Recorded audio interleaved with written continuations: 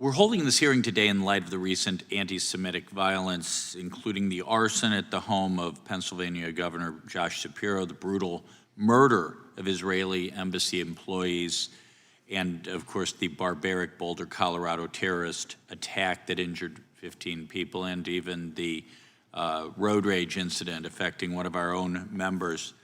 Mr. Schneider, has the media accurately reported on the motives of the suspects in these recent attacks? Congressman, thank you for the question. Broadly speaking, what the media does is fail to report stories more often than not. And when they do report stories, they fail to report the facts.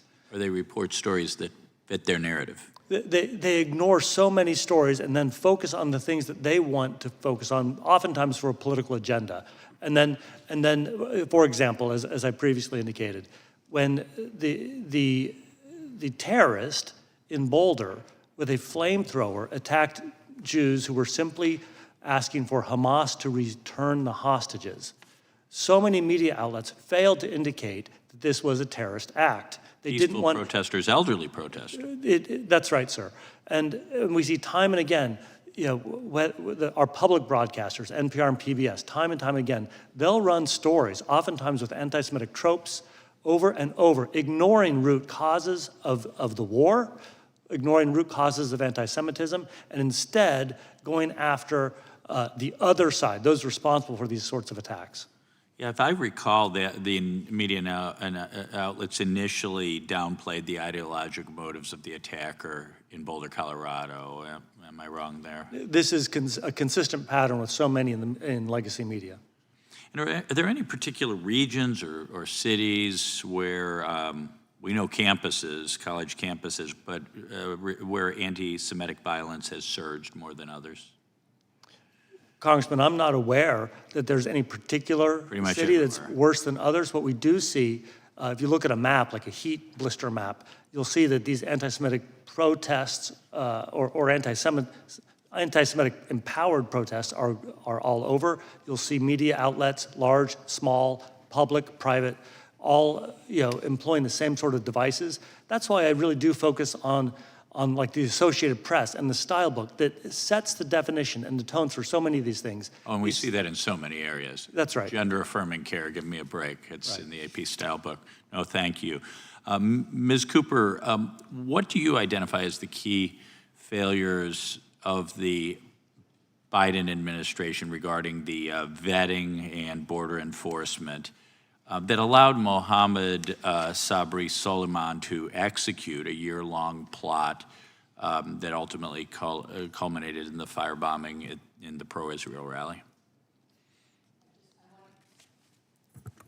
I just want to expand on one comment about the exacerbation of anti-Semitism. I don't. I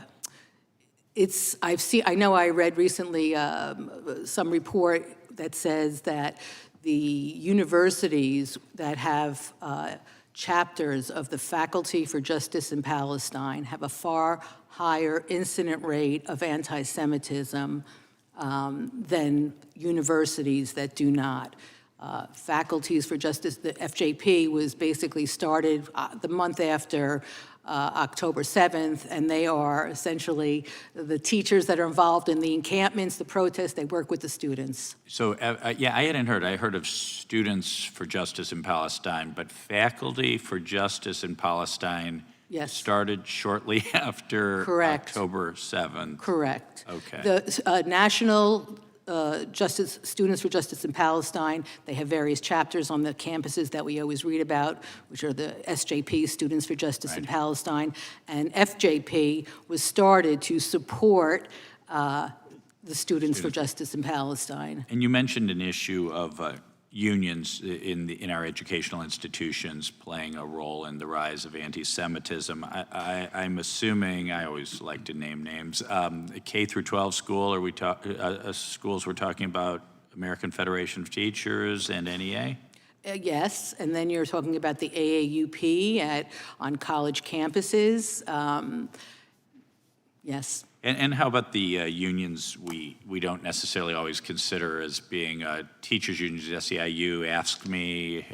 I'm not sure about them, but the major unions, I know for example, the NEA, which is like one of the largest unions, they were involved in some recent National Day of Protest. They created the toolkit for it.